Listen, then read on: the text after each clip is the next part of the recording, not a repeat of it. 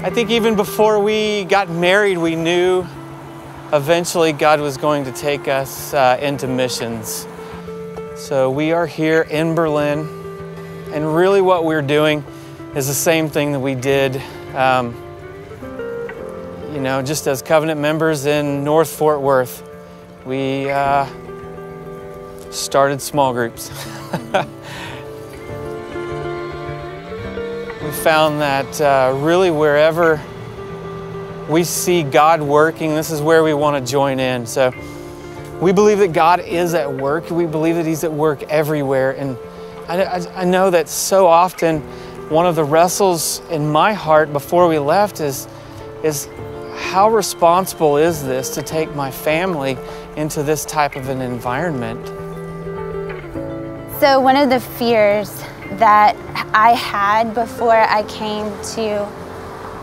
we came to Germany was, is this the right thing? Like, we're a family of 5, and we felt this call to go to, a new continent, and these idols of comfort began stirring in my heart, and life was easy and established in Texas.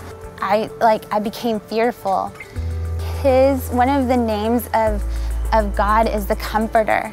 And so what I realized after we moved here is I have truly been comforted. I feel like we haven't given up comfort, but we've actually finally received like a soul eternal comfort here. So this is a place where we frequently come to do the baptisms right in this area. We want people following Jesus. We believe that the first step in the obedience of following Jesus is baptism. And while this is a great place for us to baptize people, we want people to go way past us.